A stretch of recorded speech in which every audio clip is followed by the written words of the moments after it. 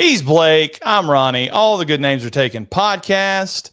And Blake, today we're talking about a movie that I don't think gets enough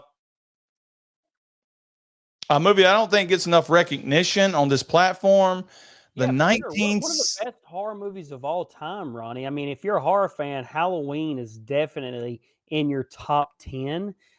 Just an ultimate classic. And really, when you break it down, it's really simple. It's a simple formula. A lot of movies in the 70s and 80s did this. You got your silent masked killer chasing a girl at night. I mean, it is so simple and basic, and Halloween perfected it. 1978's Halloween. Now, up until recently, Blake, this movie was the highest grossing independent horror movie of all time, which I think is pretty cool. John Carpenter did a great job with this movie, like you just said. And hey, did you know that the movie was originally called The Babysitter The Babysitter Murders? And at the last second, Blake, they changed the name to Halloween. Now, my question to you, do you think 47 years later that the movie, this franchise, would still be as popular if they had kept the original name?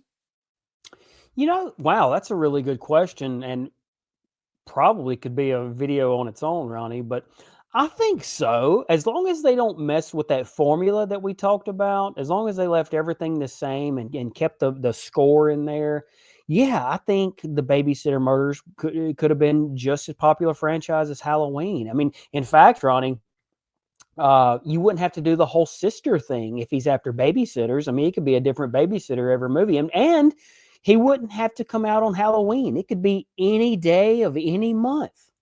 Yeah, it would have handcuffed them. So, I mean, it would unhandcuff them. Excuse me, Blake. I don't know where my head's at. But yeah, you're absolutely right. I mean, it would probably make it better because you don't need that plot device of him always escaping right before Halloween in the movies. He could just escape whenever and go after babysitters, which is what he's doing in this movie, Blake. You got the main character, Laurie Strode, played by Jamie Lee Curtis. She's dropping off keys at the Myers house. Yeah, her dad's a realtor. Yeah. And I guess we need to bring up that in this house, a girl was killed like 15 years earlier. Anyway, Michael sees her deliver the keys, and for the rest of the movie, he's stalking her. She sees him outside of her classroom. She sees him driving down the road when she's walking home from school with her friends. She sees him by the bush. She sees him in her backyard looking up through her window. And then us as an audience, we see him in a car following her and Annie to go to their babysitter gigs. It's really creepy. Yeah, and I wonder, when Laurie showed up to the house, do you think he sees his sister in her, or is that like, am I just reading too much into it? Is it like a fate thing, or what do you think? No, look, I think it, in Rob Zombies, he smells the envelope. He smells the envelope, and it reminds him like of the baby angel, and in this one, I think you're right, because we get that, that dialogue in the classroom about fate.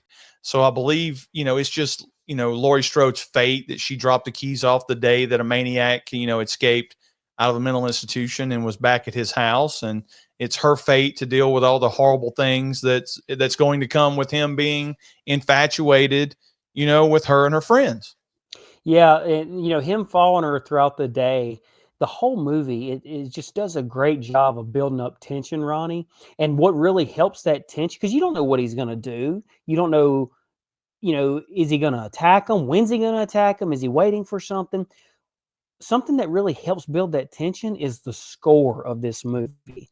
Now, throughout the day, we kind of get like a light piano, but when he actually starts killing at night, that's when we get the shape stalks, we get that classic Halloween theme. The score is a very pivotal part of this movie. Don't you think? Sorry, Blake, I was checking the calendar. Yeah, I always considered the score to be one of the main characters of the movie, Blake. I mean, you've got John Carpenter's classic Halloween theme, which is iconic. You've got the shape stalks, which is another great piece from this movie.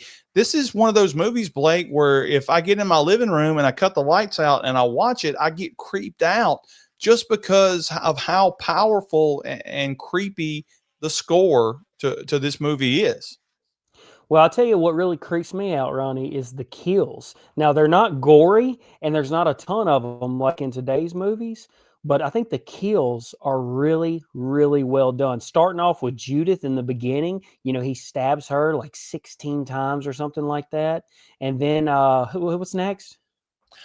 Yeah, I guess we should have done a better job of saying that at the beginning of the movie, we see a young girl get killed, and it's Judith, like Blake just said, and then we follow the killer out, first person style out, and they take the mask off, and you see it's a 16, it's a 6-year-old boy, and fast forward 15 years, and he breaks out. But there are some big time, for the movie not to have a lot of blood in it. There are some like brutal kills. You talked about Judith, and then we've got the mechanic, Blake. How you think he died? He probably died of a heart attack, Ronnie. Yeah. And then you've got Annie who gets her throat slit, and you've got Bob who gets stabbed into a wall, and Linda who gets choked out with a phone cord. And then he sets his sights on a Lori across the road, and she really takes it to him, Blake, with a knitting needle to the neck and stabs him in the chest. And that's before Dr. Loomis shows up and shoots him 6 times, and he falls out a window. Yeah. Don't get me started on the Dr. Loomis character, Ronnie. I know it's a hot take, but I think he's overrated. He makes first off, to be so smart and educated and to know Michael all this time, he just makes so many bad decisions. And I mean, I know we're not talking about the rest of the franchise. We're just talking about the original, but think about how many deaths he's responsible for throughout this franchise. I mean, I think there's an argument out there that he's more of a killer than Michael Myers. Yeah, everybody, all the fans love Dr. Loomis, and he's sort of the Jack Nicholson of this movie because he gets to chew the scenery. He gets to give us the story that creates the aura around Michael Myers being the boogeyman. You know how he's watched him for 15 years and he knows how evil he is. And he's been there with him staring at a wall, and he knows this maniac is staring through the wall, thinking about what he's going to do when he breaks out. And now he's broke out.